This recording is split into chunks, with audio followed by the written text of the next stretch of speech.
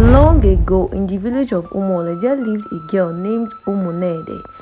She was beautiful like morning star. She had been married for years, no child. Finally, when she was not expected anymore, she gave birth to a very dark, beautiful girl, Obiajulo. Obiajulo grew up to become a very big, ugly giant lady, feared by the villagers. She was not beautiful. Her skin was dark like stormy night, her body wide and heavy like the earth. Her bum bum so big it bounced behind her like a curse. But it wasn't her shape that people feared, it was her smell. Obiajulo stank. The scent followed her like a shadow. Swarm musky shaped like rot. Children ran away, women covered their noses, even goats refused to eat where she sat. People called her a walking punishment. And yet, when the oracle of the gods cast the sacred bones to reveal a bride for the prince, the name it landed on Obiajulo. Gaps filled the village. The gods must be mistaken. She's too ugly. She smells like death. But the oracle was clear. Obiajulo is the one chosen to protect the kingdom. The prince, handsome and proud, refused. I'd rather die than marry that thing, he said. She will make me vomit on my wedding night. So the people, angry and ashamed, did what they always did. Banish what they don't understand. Obiajulo and her mother were chased into the evil forest. Their names cursed, their backs beaten by thrown stones. But in the dark forest, something awakened. Obiajulo's smell seeped into the soil. It choked some evil spirit and haunted trees for generations. Her scent, so hated by the people, became a weapon against evil. Plants grew rich and thick where she walked. The animals bowed before her, her body heavy with power, pulsed with something ancient and sacred.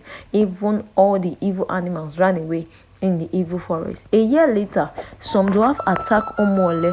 The dwarf has been a nightmare to the village. It also disturbed the Umole ancestors when they were still alive. The dwarf had an agreement with Umole ancestors to supply them food during a famine. They promised to give their yearly gifts by giving the dwarf king a beautiful virgin. But the king broke the promise by telling the oracle to perform rituals to make the dwarf forget about the promise, but it didn't work. The dwarf will always attack once in a decade and take away beautiful virgins, including princesses. This time, they came back angry. They started by destroying all the houses, including the throne. They took the princess and killed the king.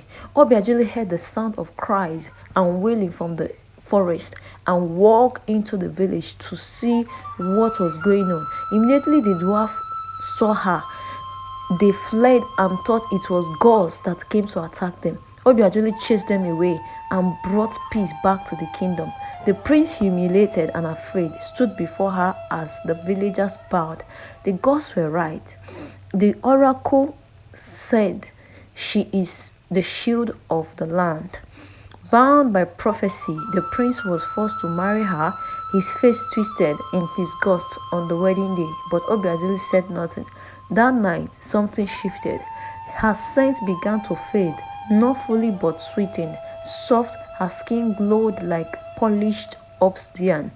Her body reshaped, not small, but strong and graceful.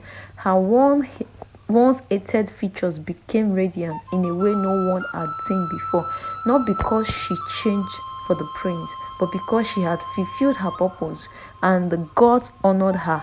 Now, the same prince who once spat her name spoke it like a prayer. He followed her like a servant, and the village that mocked her carved her face into a sacred stone. That her beauty comes in forms. For Obiajulo, it was last when she no longer needed it. And that is why till this day, when the child is born unwanted, the elders will say, do not mock the one the gods have chosen. Even the stink of today may be the moral of this story is don't judge people. Don't judge people. Destinies are different. Everyone have their own purposes in life. Everything that happens for a purpose, and only God knows the best for every one of us. Thanks for watching. Kindly subscribe. Bye.